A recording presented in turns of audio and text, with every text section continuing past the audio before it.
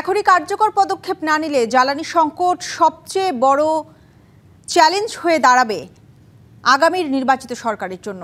বিদ্যুৎ খাতে বিনিয়োগ পরিবেশ নিয়ে আয়োজিত সেমিনারে এসব কথা জানিয়ে বিশেষজ্ঞরা বলছেন 2 থেকে 3 বছরের মধ্যে দেশের জ্বালানি সংকট আরও তীব্র আকার ধারণ করবে। তারা জানান, নীতির ধারাবাহিকতা না থাকা, বিদ্যুতের দেনা পরিশোধে বিলম্ব, সার্বভৌম গ্যারান্টি না থাকায় সমস্যাগুলো বিদ্যুৎ খাতে বিনিয়োগের পথে প্রধান বাধা। প্রায় 1.5 দশক জ্বালানি নিশ্চিত না করেই একের পর এক বিদ্যুৎ কেন্দ্র নির্মাণ করে ক্ষমতাচ্যুত শেখ হাসিনা সরকার। বর্তমানে দেশে বিদ্যুৎ উৎপাদন সক্ষমতা প্রায় 31,772 মেগাওয়াট। এর বিপরীতে বিদ্যুতের সর্বোচ্চ চাহিদা 16,794 মেগাওয়াট। এই সময়ে অভ্যন্তরীণ গ্যাসের উৎপাদন কমে আমদানি নির্ভরতা বেড়েছে। 1 দশক আগেও বিদ্যুতের জ্বালানি আমদানির পরিমাণ ছিল 20 থেকে 25%, যা এখন প্রায় 60%-এর বেশি।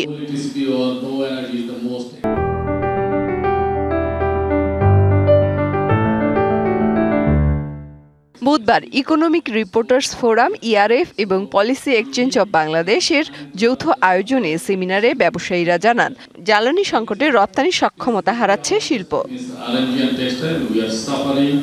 জ্বালানি সংকটে রপ্তানি সক্ষমতা হারাচ্ছে দেশের শিল্প খাত। মার্চেন্ট পাওয়ার পারচেজ এগ্রিমেন্টও নানা জটিলতায় বাস্তবায়ন হচ্ছে না, ফলে এর সুবিধা নিতে পারছে না শিল্প মালিকরা। বিশেষজ্ঞরা বলছেন, এই সংকট সমাধানে সরকার কার্যকর পদক্ষেপ নিচ্ছে না। সংকট সমাধানে নবায়নযোগ্য জ্বালানি পথ দেখাতে পারত, কিন্তু এ নিয়ে সরকারের সুনির্দিষ্ট পরিকল্পনা নেই। এখনই কার্যকর পদক্ষেপ না নিলে 2 থেকে 3 বছরের মধ্যে সংকট আরও তীব্র হবে। পরবর্তী সরকারের জন্য জ্বালানি সংকট সমাধান সবচেয়ে বড় চ্যালেঞ্জ হয়ে দাঁড়াবে বলেও শঙ্কা প্রকাশ করেন তারা। আগামী জাতীয় সংসদ নির্বাচনে বিএনপি ক্ষমতায় এলে জ্বালানি সংকট সমাধানে সর্বোচ্চ গুরুত্ব দেবে বলেও জানিয়েছেন দলের চেয়ারপারসন বেগম খালেদা জিয়ার উপদেষ্টা মাহদি আমিন।